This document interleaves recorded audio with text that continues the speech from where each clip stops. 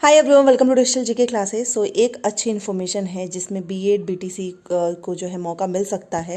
And ये है government of India ministry of railways के through RRB railway recruitment boards के तरफ से जो है ये नोटिस आई है, आप यहाँ पर देख सकते हो।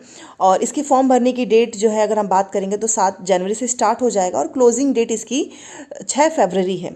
अभी तक इसमें सीटेट के बारे में कुछ ऐसा नहीं आया है कि सीटेट मैंडेटरी है या नहीं है, बट इन केस अगर सीटेट मैंडेटरी हो जाता है तो रिजल्ट तो आपका आ ही चुका रहेगा, क्योंकि लास्ट डे से पहले तक आपका रिजल्ट आना ही चाहिए।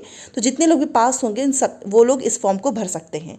अच्छा, ये जो टीचर रिक्रूटमेंट है इसमें आपका पीआरटी, टीजीटी, पीजीटी हर एक लेवल पे आई है, जिसमें हम सैलरी आपका यहाँ पर सब कुछ दिया हुआ है, कितने पोस्ट हैं, एज कितनी होनी चाहिए, ठीक है। ये सारी चीज़ें आई हैं। एग्ज़ाम डेट कब तक हो सकती है इस पे हम बात करने वाले हैं। चैनल को जरूर सब्सक्राइब कर लीजिएगा, क्योंकि अभी तक इसके फॉर्म भरने की डेट शुरू नहीं हुई है। 7 जनवरी से होगी। उसके पहले की जितनी भी इंपॉर्टेंट इन्फॉर्मेशन है वो आप सभी के काम की है। और फीस की अगर बात करूँ तो लास्ट इसका 500 था, मे बी इतना ही रहे।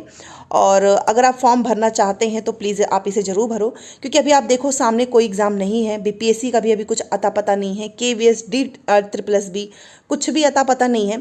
तो अगर आप अपनी पढ़ाई को कंटिन्यू रखेंगे तो ज़्यादा बेटर होगा, तो आप इसे ज़रूर भरें। ठीक है, चलिए एक एक करके हम इस पर बात करते हैं।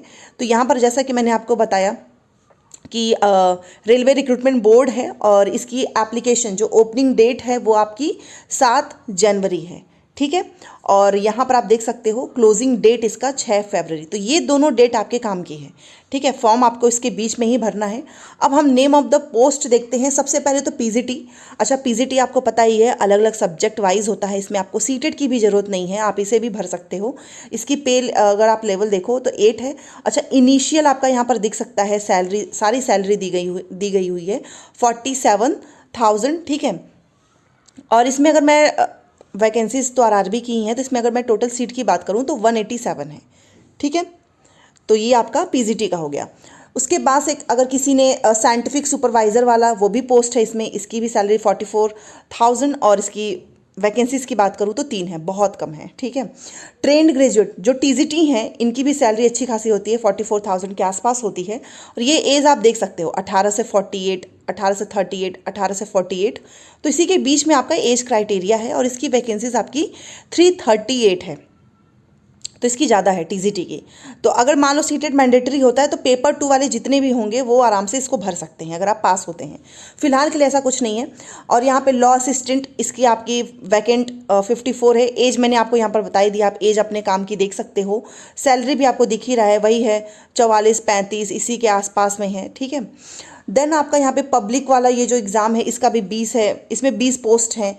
फिजिकल ट्रेनिंग जो है इंग्लिश मीडियम, इसकी अगर मैं पोस्ट की बात करूँ तो 18 है। और साइंटिफिक असिस्टेंट ट्रेनिंग इसकी 2 है सीट। जूनियर ट्रांसलेटर जो होते हैं इसकी आपकी 130 है सीट। सैलरी आप यहाँ पर देख सकते हो आपको कौन सा फॉर्म भरना है। सीनियर जो है पब्लिसिटी इंस्पेक्टर, इसकी आपकी वैकेंसीज 3 है। स्टाफ जो इंस्पेक्टर होते हैं इसकी वैकेंसीज आपकी 59 है। लाइब्रेरियन, बहुत सारे लोग लाइब्रेरियन का पूछते हैं, उसकी पोस्ट 10 है। अब कुछ लोग सोचेंगे इतनी कम पोस्ट है हम नहीं भरेंगे, तो इस केस में जो सीरियस स्टूडेंट्स होते हैं कंपटीशन उन्हीं के बीच में होता है। क्योंकि अगर मैं इसके एग्ज़ाम पैटर्न की बात करूं तो आपका सीबीटी मोड में एग्ज़ाम होगा, 60 मार्क्स वहाँ से लिया जाएगा। देन आपका स्किल टेस्ट इस तरीके से है, ठीक है। तो ये मैंने आपको बता दिया, स्टाफ का भी बता दिया। लाइब्रेरियन का बहुत सारे लोग पूछते हैं, 10 है। 35,000 परमानेंट नौकरी है, हर एक स्टेट का बच्चा इस फॉर्म को भर सकता है। म्यूज़िक टीचर के लिए भी फीमेल इसका है आपकी 3, 18 से 48 है, मोस्टली एजेस यही हैं। 35,400 रुपये हैं। प्राइमरी टीचर पीआरटी का बहुत सारे लोग पूछते हैं, तो प्राइमरी टीचर की अगर मैं वैकेंसीज की बात करूं तो थोड़ी सी इन सब के कंपेयर में ज़्यादा है। 188, 18 से 48 एज है, 35,400 ये इनिशियल है, फिर आपको पता ही है बढ़ता ही है। Assistant teacher female junior school का जो होता है उसकी भी सैलरी इतनी ही होती है, ठीक है। वैकेंसी सिर्फ 2 हैं। लाइब्रेरी असिस्टेंट इसकी भी 7 है। लैब असिस्टेंट ग्रेड इसकी है आपकी 12, ठीक है। टोटल अगर मैं पोस्ट की बात करूं तो 1036। अब ये 1036 में आपका सब कुछ है, पीआरटी, टीजीटी, पीजीटी ये सारे हैं, ठीक है। तो आपने ये देख लिया कि इसमें कितने पोस्ट हैं। इसकी मैंने आपको एज बता दिया है, ठीक है। यहाँ पर ये आपका एज वाला था, ये टोटल वैकेंसीज था, ये इनिशियली आपका जो पे कितना होगा स्टार्टिंग में वो है। अब यहाँ पर हमने देख लिया, अब इसमें जो चीज़ें हैं वो देख लेते हैं। ये आपका एज के लिए बताया जा रहा है कि जो upper limit of age includes a relaxation of 3 years beyond the prescribed age limit as one time।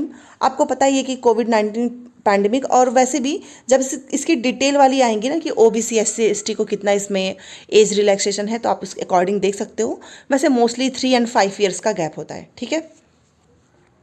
तो ये मैंने आपको बता दिया। और फिलहाल के लिए मुझे पता है कि जितने भी व्यूअर्स इस वीडियो को देख रहे हैं वो आप या तो आप पीजीटी का भरोगे 18 से 48, आप सभी भर सकते हो, ठीक है। आप टीजीटी का भरोगे, ये भी आपका 18 से 48 है, यहाँ पर आपको पोस्ट दिख रहा है। और आप पीआरटी का भरोगे तो ये भी आपका 18 से 48 है।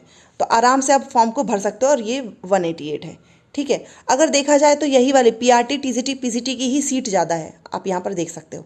बाकी की सीटें तो गिनती मात्र का है, यहाँ पर देखिए।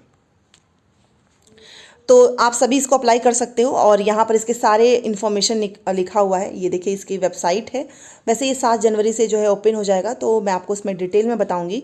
और वहाँ यहाँ पर यही सारी चीज़ें लिखी हुई हैं कि this notification is purely indicative in nature and candidates are required to go through the post parameter table and vacancies table of detail. यहाँ पर जो डिटेल में आएगी एलिजिबिलिटी, आपको उस सारी मतलब अप्लाई करने से पहले आराम से आप इसकी एलिजिबिलिटी क्राइटेरिया को देख सकते हो, क्या क्या एलिजिबिलिटी है।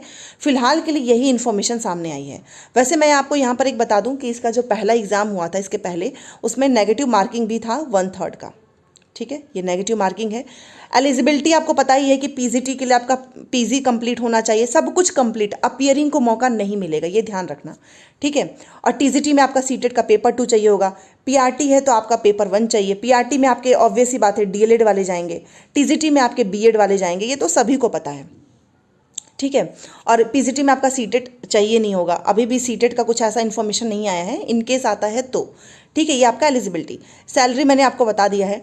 और इसकी फरवरी में अगर आप देखो तो इसका लास्ट डेट इसका 6 फरवरी है। तो एग्ज़ाम आपका हो सकता है अब मार्च के लास्ट वीक में या फिर अप्रैल के फर्स्ट वीक में। तो ये चीज़ आप ध्यान रखिएगा, ठीक है। उस हिसाब से आप तैयारी करो। अच्छा, इसके एग्ज़ाम पैटर्न की मैं बात करूँ तो पेपर आपका जो है सीबीटी मोड में होगा। अब पहले हुआ था, इस बार भी हो सकता है सीबीटी मोड में।